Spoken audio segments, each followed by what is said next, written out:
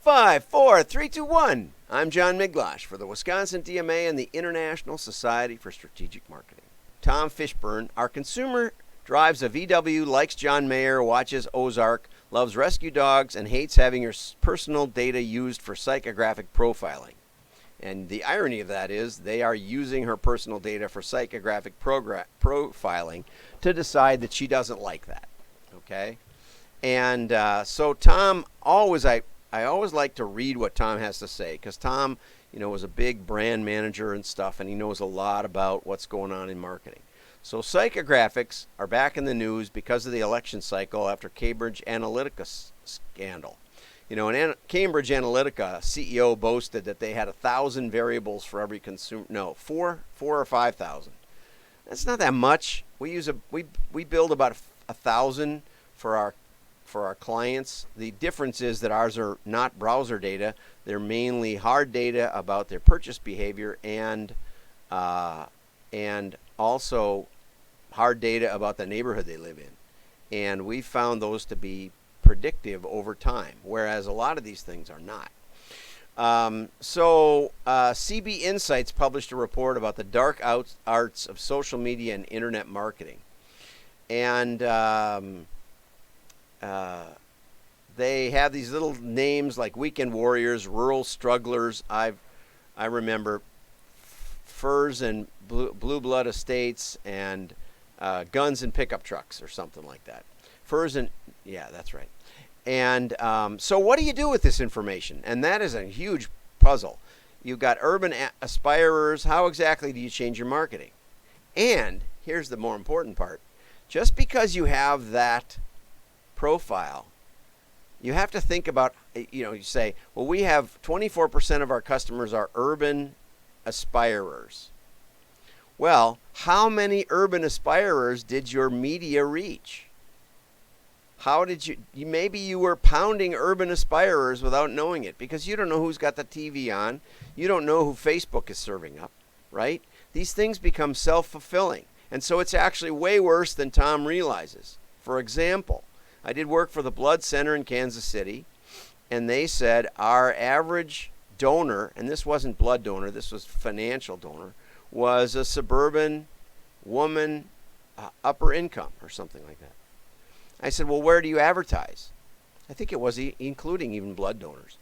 And they said, well, we mainly advertise in upscale retail or upscale real estate magazines that feature beautiful homes. I said, why would you do that? And they told me, because our board of directors is primarily upscale suburban women who like to see the Blood Center's ads someplace that they're already reading. So what they've done over years is skew toward a particular market. Then when we look at a profile, surprise, their donor profile matches where they've been skewed to. But with a lot of mass media, it's difficult to even know what your skew is, especially these days with digital AI-placed media. You don't know where your ad is appearing. That's the trouble. So you don't know where it's appearing. You don't know who saw it. You don't know who remembers it. You don't know who was influenced by it. See all the breaks in that chain? Okay. So what do you do? Okay, we're gonna go over to Google. Published a new finding on purchase behavior, and what they found was a messy middle. A purchase consideration loop that sits between triggers and purchase. So let's say your check engine light comes on, and let's say that Google finds out about it. I don't know if they can, but perhaps they can. Maybe the car companies sell that data. Maybe the car companies don't even know. I don't know. The newer cars are wired up a lot more than the old cars. And so, I tend to not want one of those new ones, because I don't want them like shutting my car down next to the side of the road in the middle of the night because I went 3,001 miles, 1 mile past my scheduled oil change or something. And they do those kinds of things to you. All of a sudden you can only drive 20 miles an hour or something. So I tend to shy away from that. But let's say that's the coming rage, okay? So now we have the check engine light, and it's blinking, which means that serious trouble is on the horizon. And you've had the car for, I don't know, 42 months, which is these days about the average trade-in period, something like that. It used to be shorter, but they're building cars better, I think. So anyway, what happens? That's a trigger behavior. It could trigger in your mind, oh, I need to get a new car. In which case, all the ads you haven't been paying attention to suddenly get relevant. And, conventional wisdom these days is, okay, the first person to get you an ad will get your new car purchase. Okay, totally false, right? We don't know how you like the car. We don't know how the dealer handled the service, or whether your mechanic has figured out how to fix new Mercedes, or we don't know what's going on in your life. The truth is, we don't know what's going on in your life, much less what's going on in your head. Okay? But Google found that there's a lot going on that happens between the trigger event. Let's say that trigger event actually is real and actually means today, all of a sudden, now you're in the new car market. Okay? But how you try to follow that and manage it, a single customer journey that encapsulates all users does not exist. Google finally admits this. I've been saying this for decades, literally. 10 years ago, and so then they point to Tesla as somebody that's actually doing something with it. But even a bottle of milk 10 years ago, I remember when bottles of milk came to your door and the milkman stopped in and said hello.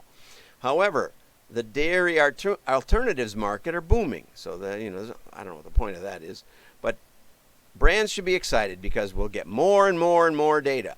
Marketers must learn all they can about the targeted customers' passions, dislikes, challenges. Armed with this knowledge, marketers can then make a personal connection and in turn deliver the best possible brand experience. This is easier said than done. Researchers tell us people are bombarded with 5,000 messages a day. And you know what we do? Until that check engine light came on, we didn't pay any attention hardly at all. Right? It just wasn't on our radar. Maybe when you were watching a football game, if you used to watch football games, now I watched last night's was a 17-minute synopsis. No commercials, no instant replays, no replay of a play because there was a penalty or there was something else or somebody tripped over their own foot, and you go through all the controversy about what the call really meant. No, they just skip all that, show you the relevant plays. NFL does that on YouTube. You might not know that. How does the new buyer journey impact your content strategy? And then there's a lot of stuff here that we're going to just skip because so much of it's baloney. You don't know who saw your ad. You don't know who was shown your ad. You don't know who saw your ad. You don't know who remembers your ad. And even if it's triggered by trigger behavior, you don't know what else is triggering the behavior. So now let's go over and talk about mail. Let's solve this conundrum. Okay, we're going to solve it for you. Why direct mail should be part of your integrated marketing solution by Alan Sherman from Adweek. Now it's cool that it's Adweek, and Adweek bought Target Marketing. So maybe they're going to figure this out, that mail is actually an advertising channel. It's totally ignored on almost every level by the advertising community because it's complicated, it's hard, it's perceived as super expensive, not compared to a field sales call, not compared to a telesales call. Okay, so when many of us think about marketing these days, it's all about digital marketing. Yeah, digital is everything. How heavily should we be invested in paid search versus display versus social? How many email campaigns will our customers bear before opting out? Yeah, right. Does our website need a content overhaul to better drive organic search? Yeah. All of this stuff. But they forget that direct mail has an 80% open rate. And even if they don't open it, they have to look at it. They have to engage. So we know who got it because we mail to the household. We know it went to a decision maker because not just anybody, and I've been confirming this lately because that occurred to me about a month ago, and I've been asking people when we talk about mail. Does anybody throw the mail away, or does it have to be one person that mainly does it? Oh, it's one person. It is the decision maker in the household, okay? So it goes to the household. We know who got it, not like TV where it just broadcasts and we hope somebody watches. We know who got it. We know the household got it. We know it went to a decision maker. We know they had to touch it because it piles up. We know they looked at it.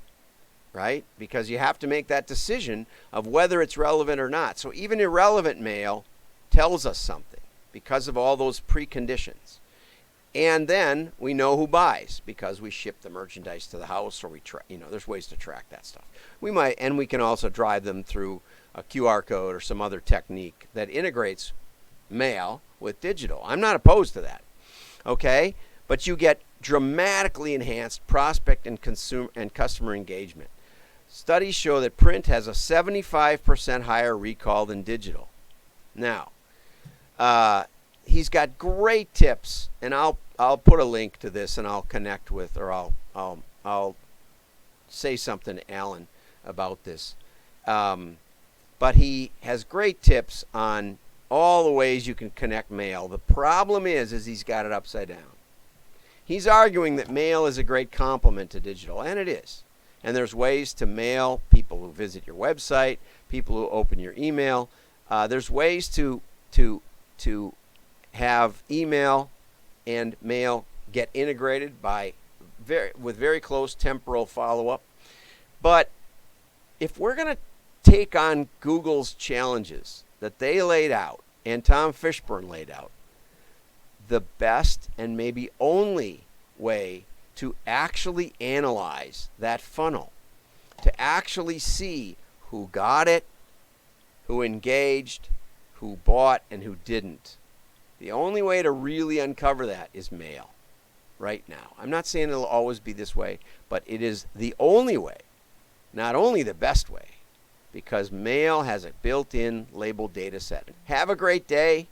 Like and share. Your friends will think you're smart. Bye-bye.